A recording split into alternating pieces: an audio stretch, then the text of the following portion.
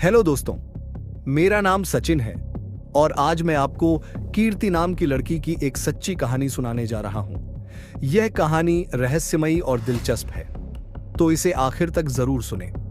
कीर्ति रोज सुबह 7 बजे ऑफिस के लिए निकलती थी। उस दिन भी वह तैयार होकर घर से निकली। रास्ते में उसकी 2 सहेलियां कार लेकर उसका इंतजार कर रही थीं। तीनों साथ में ऑफिस के लिए निकल पड़ी, लेकिन उस शाम कीर्ति घर नहीं लौटी। उसके घर वाले परेशान हो गए। उन्होंने उसे कॉल किया, लेकिन उसका फोन बंद आ रहा था। घर वालों ने पुलिस में रिपोर्ट दर्ज करवाई। 50 दिन की कड़ी जांच के बाद पुलिस को एक ऐसा सुराग मिला जिसने इस मामले की पूरी गुत्थी सुलझा दी। आगे की कहानी जानने से पहले हमारे चैनल को सब्सक्राइब करना न भूलें। यह कहानी मुंबई की रहने वाली 28 साल की कीर्ति व्यास की है। वह ग्रांट रोड के पास भारत नगर में अपने परिवार के साथ रहती थी। पढ़ाई पूरी करने के बाद उसने मुंबई के एक मशहूर सैलून में फाइनेंस डिपार्टमेंट में काम करना शुरू किया। 16 मार्च 2018 की सुबह कीर्ति हमेशा की तरह 9 बजे ऑफिस जाने के लिए निकली। उसकी 2 सहेलियां सिदेश और कुशी कार में पहले से उसका इंतजार कर रही थीं। कीर्ति उनके साथ ऑफिस के लिए रवाना हो गई। सुबह करीब 11:30 कीर्ति की मां ने उसे कॉल किया, लेकिन उसका फोन बंद था। मां ने सोचा कि शायद कीर्ति काम में व्यस्त है, लेकिन शाम तक जब वह घर नहीं लौटी तो घर वालों को चिंता होने लगी। घर वालों ने उसके ऑफिस में फोन किया। वहां से पता चला कि कीर्ति उस दिन ऑफिस नहीं पहुंची। उसके दोस्त भी कुछ नहीं जानते थे। घर वालों ने आसपास के इलाकों में उसे ढूंढा, लेकिन कोई सुराग नहीं मिला। अगले दिन परिवार पुलिस स्टेशन गया और लापता होने की रिपोर्ट दर्ज करवाई। पुलिस ने जांच शुरू की और कीर्ति के दोस्तों सिदेश और कुशी से पूछताछ की। दोनों ने बताया कि कीर्ति ने रास्ते में कहा था कि उसे ग्रांट रोड स्टेशन पर किसी से मिलना है। पुलिस ने सीसीटीवी फुटेज खंगाला। फुटेज में दिखा कि सुबह 9 बजे कीर्ति घर से निकली और सिदेश और कुशी के साथ कार में बैठकर चली गई। पुलिस ने सिदेश और कुशी को जांच में शामिल किया। दोनों ने पुलिस की पूरी मदद की। सोशल मीडिया पर भी कीर्ति को ढूंढने के लिए अभियान चलाया। कई दिनों की जांच के बाद पुलिस को यह समझ में आ गया कि दोनों निर्दोष हैं। लेकिन अब पुलिस के सामने सबसे बड़ा सवाल था, कीर्ति आखिर गई तो गई कहां? जब पुलिस ने कीर्ति के दोस्तों सिदेश और कुशी से पूछताछ की तो उन्होंने बताया कि कीर्ति ने उन्हें ग्रैंड रोड स्टेशन पर छोड़ने के लिए कहा था। पुलिस ने इस दावे की जांच के लिए स्टेशन के आसपास के सीसीटीवी फुटेज देखे, लेकिन चौंकाने वाली बात यह थी कि किसी भी फुटेज में न कीर्ति, न कुशी और न ही सिदेश नजर आए।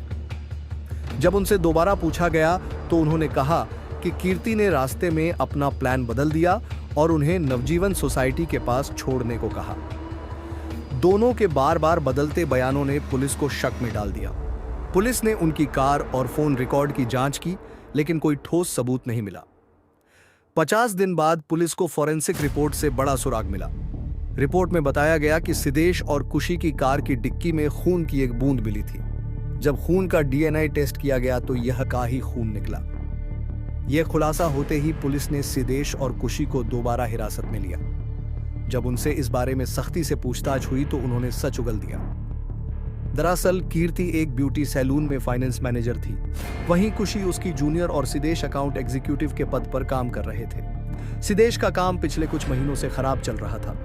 कीर्ति ने उसे 16 मार्च तक सुधार करने का नोटिस दिया था, नहीं तो नौकरी से निकालने की बात कही थी। सिदेश और कुशी, जो एक दूसरे के करीब थे, को लगा कि कीर्ति की वजह से उनकी नौकरियां खतरे में हैं। इस डर से उन्होंने कीर्ति को रास्ते से हटाने का खौफनाक प्लान बनाया।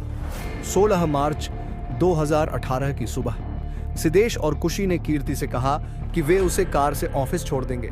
आमतौर पर ट्रेन से सफर करने वाली कीर्ति उनके कहने पर उनकी कार में बैठ गई। रास्ते में वे कीर्ति को एक सुनसान जगह पर ले गए। रास्ते में सिदेश और कुशी ने कीर्ति से कहा, सिदेश को नौकरी से मत निकालो, लेकिन कीर्ति ने साफ इनकार कर दिया।